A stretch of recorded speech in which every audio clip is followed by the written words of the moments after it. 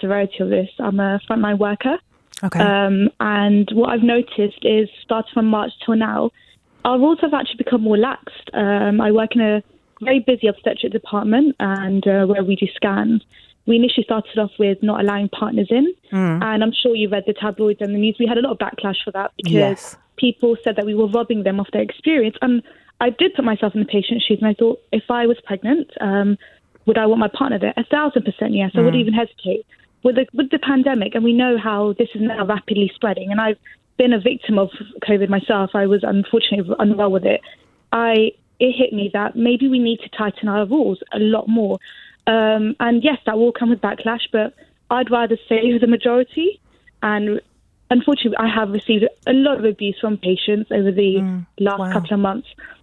And it's a tough pill to swallow, but you have to make them understand. And I do work in several departments, and the reason why I realise how people do not understand severity is because I recall a patient calling in and asking the receptionist, is my partner allowed? And her response was, yeah, sure, bring your partner.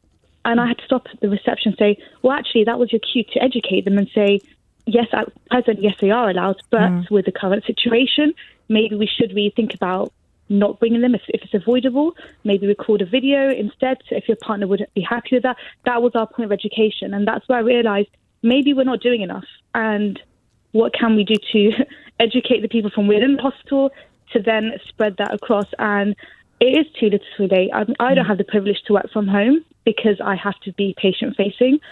But why should they get the privilege to come into the hospital? That's my question. My other question is, I have not seen the reduction in number of people inside the hospital.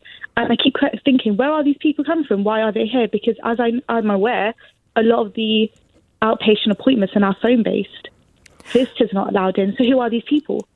Why have I not seen a huge change in the amount of people in hospital? Do we need to tighten our security? And this is just me localising it to the hospital environment. Even going to Sainsbury's, for example, I remember after a very long, hard shift, I needed to pick up some essentials. And I was almost people watching whilst I was doing my shopping. And I noticed people grabbing stuff, putting it back on the shelves. And I thought, you could have just done your checks at home. You could have checked the ingredients if needs be, or done an online shop. Why are you here?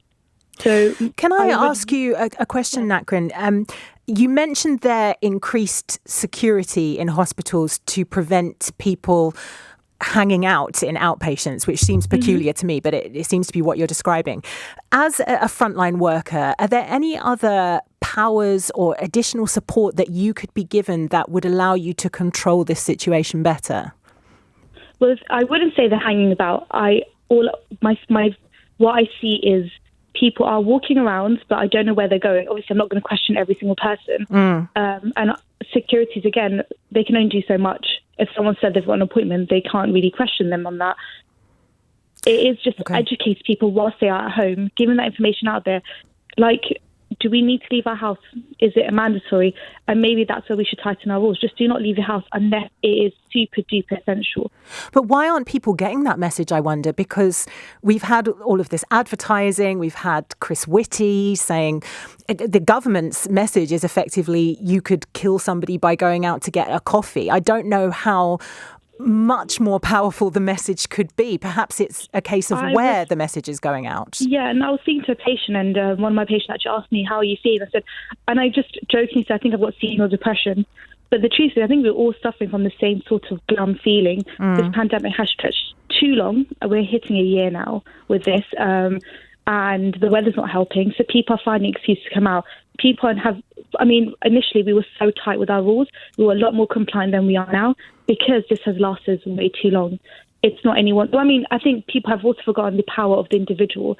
One person saying, oh, it's okay if I leave the house, times out by X amount of people, we've got a large pandemic out of our hands. So I think we need to also hone in the fact that you as an individual are making huge changes, the butterfly effect.